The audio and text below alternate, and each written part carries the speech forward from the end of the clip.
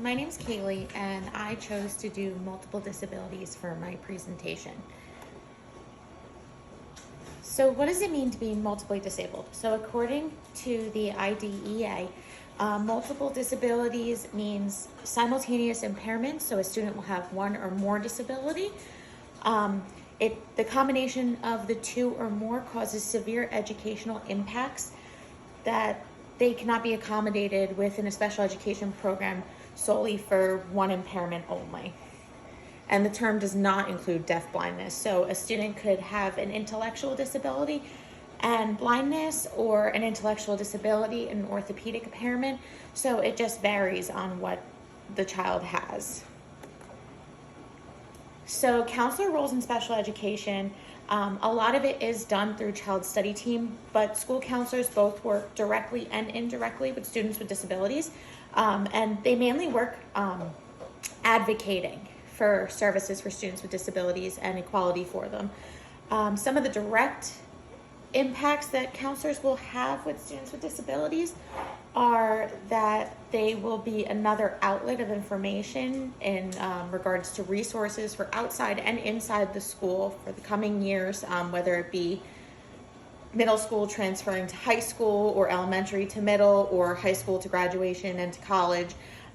Counselors will hold both group and individual counseling sessions, and these counseling sessions can help with social emotional development for the student, and enhance problem solving and planning, and help them with decision making altogether. Counselors can also be another resource for breaking through barriers or complications or experiences that can be imposed on them regarding the stigma and ignorance surrounding disabilities. Some of the indirect interactions is counselors can help staff understand and the importance of making an equal environment for students with disabilities. They can find necessary outside resources for the family to help gear the student more towards success. And they can just help create a positive, welcoming, and warm environment that the students feel safe in, and that it's supportive of both students with and without disabilities. So it's not just secluded to one group. So defining features of multiple disabilities: students with disabilities, it means that the student has more than one disability, and it affects the emotion, behaviorism, mobility, and or sensory things. Individuals with multiple disabilities can exhibit a wide array of characteristics depending on what disability they have. Some traits can be more present or limited speech or physical mobility, lack of communication, or difficulty communicating. Many need supports for major life activities, such as going to the bathroom or writing their name. So it really depends on the disability of that individual themselves. And in this case, we're talking about two or more. So the student could be classified under 3 different disabilities and need have various features depending on what those disabilities include. So varieties of medical complications can arise too from the different disabilities. That can include, but are not limited to, seizures, hydrocephalus, which is water on the brain, scoliosis, which is an abnormal bend in the spine, and sensory loss, along with other things as well.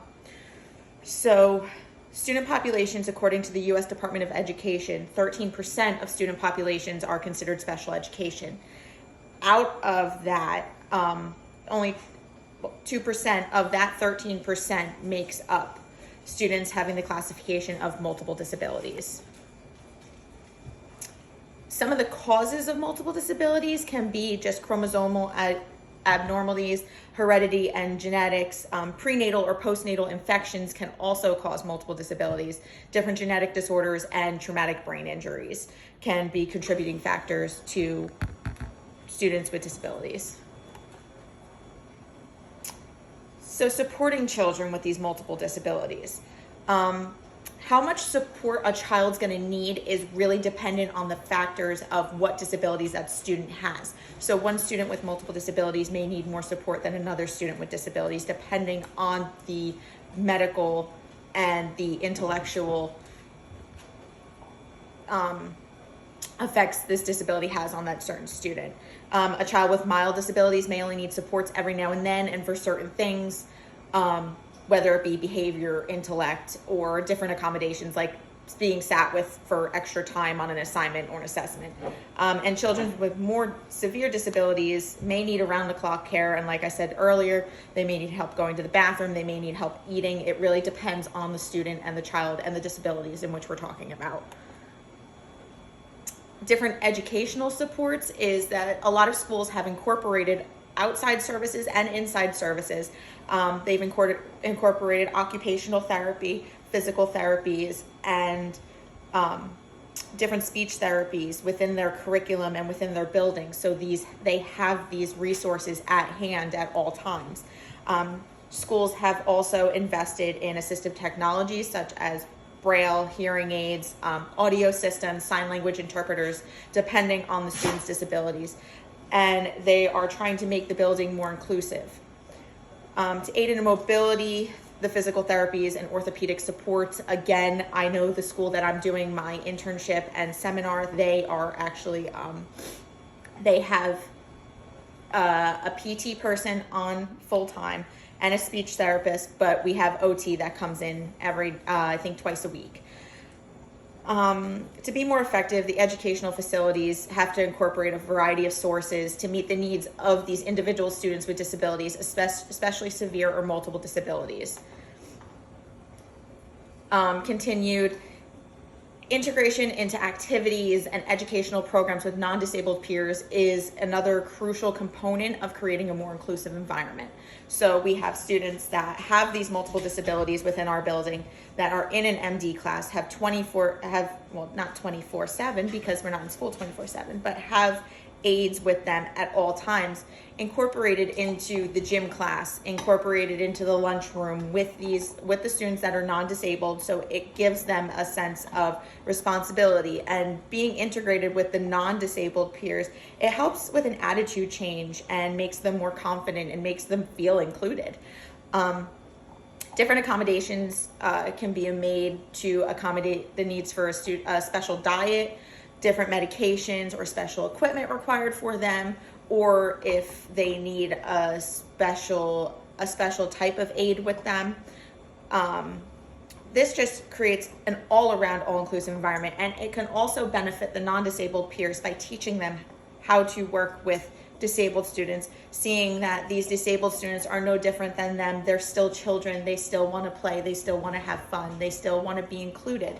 So it creates a really inclusive environment and somewhere where all students are welcome, not just non-disabled students. We're making it warm and welcoming for all of them. And that's a really big part of the staff involvement, is making sure that those students are having that equal opportunity to adhere to give those students that experience. So the assessment measures to diagnose multiple disabilities, it is almost the same procedure as diagnosing one disability. The only difference is that you're doing it for two or more disabilities. So if the student's suspected of having multiple disabilities, the observation is made by a team member that's not their general education teacher. So it could be the social worker or the school psychologist or a special education teacher, depending. But it'll be made within the general education setting. So the student doesn't leave their classroom or anything. The person just observes them within the general education setting. If the child's younger than school age, then they find an age-appropriate environment to test the student in. The evaluator can request a developmental history and proceed with assessments of intellectual abilities. And then go further and test for speech and language impairments, and this always should be conducted by a specialist that's knowledgeable in the characteristics of what they're testing for. There will be a review of the cumulative records and any previous IEPs or accommodations that go with that, including 504s, INRS reports, behavior reports. Anyone that was really involved with the student can report on the student, or it can just be teacher collected work samples. If it's necessary, a medical statement can be provided from the doctor, and it can indicate any physical factors that can affect the student's academic performance. So some of the possible accommodations for students with multiple disabilities include extra time on assignments or test completions. Limit the number of items that the student's expected to learn at once, because it can become very overwhelming, especially if they have a developmental or intellectual disability. Modify the curriculum content based on the ability of the student. So you don't want to have someone who has a first grade reading level take a fifth grade reading level reading test or writing test. It's not going to match their ability level. So making accommodations to that and giving them assignments that match their level of ability will set them up for success. On math tests or math assignments where a calculator normally wouldn't be used, allow them to use a calculator. You can provide a predictable learning environment where they know, where they have the structure. The curriculum can be modified to incorporate everyday daily tasks such as properly washing your hands, or how to use a fork and spoon, or just tying shoelaces, depending on the level, and spending more time on that. You also want to modify the pace of the instruction. So if you're going too fast, you may want to slow it down so that the student can understand better, and this includes also reteaching. So it may take longer to get through a lesson because a student may need that extra time and the repetition to start to learn it. So we know as growing up, the more we do, the better we learn. So it just may take extra time, no matter how many times you have to reteach materials. You also can provide multisensory instruction. So more than one thing. If you're trying to teach addition, instead of just a paper and pen, use blocks, use figures, use drawing and erasing for subtraction. Different multisensory, so you're incorporating more than one sense rather just sight. They can feel the objects, they can throw the objects. We really don't want that, but it happens. Provide positive reinforcement. So a token reward, a reward chain, things for positive behavior. I know in the school that I do, every Wednesday they have a trip. The MD classes, the multiply disabled classes, they have a program that every Wednesday they go out and they go to a grocery store. Their parents give them a list of things to buy, give them money to buy it with, and the school takes them out into the grocery store and lets them have that sense of responsibility and learn how to give money and get change and get the proper items on the list. And just solely incorporating OT, PT, and speech therapy into their daily schedule. That could be another accommodation, because that could be a service that can be used in school and out of school. So they can have both in both environments and get that extra attention that they may need. But again, students with disabilities are still children. They still want to learn. They still want to have fun. They want to be included. Leaving them out and not creating an inclusive environment could be detrimental to their learning.